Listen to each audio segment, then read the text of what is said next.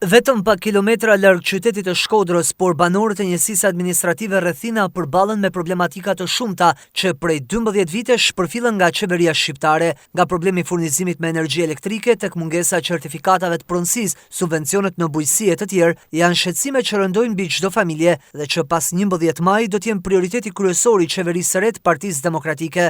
Kështu u shpreh gjatë takimit me banorët e Shtojit të Ri, kandidati për deputet i Partisë Demokratike në qarkun Shkodër, Dr. Bardh Spahia.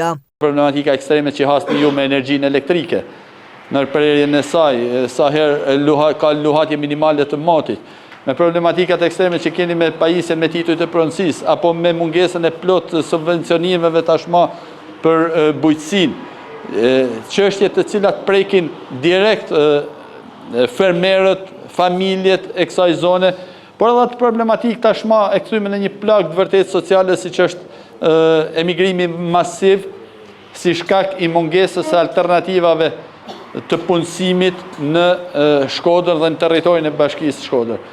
Janë të gjitha problematika që po nuk ndikum ne nëpërmjet votës tonë me 11 maj për të ndryshuar këtë realitet të zymt, jo vetëm nuk do të zhduken, por do të thellohen akoma më shumë.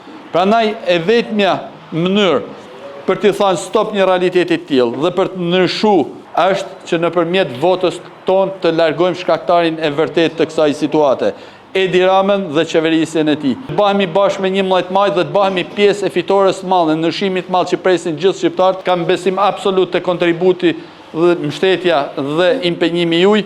Banorët e kësaj zone i shprehen falënderimet e tyre kandidatit Spahia që gjithmonë ka qenë një zë për ta dhe premtuan se në 11 maj do të mbështesin alternativën e PD, Aleanca për Shqipërinë Mallështore, si e vetmja garanci që zëri i tyre të dëgjohet. Spahia garantoi se me 11 maj merr fund diskriminimi i Shkodrës dhe i Veriut.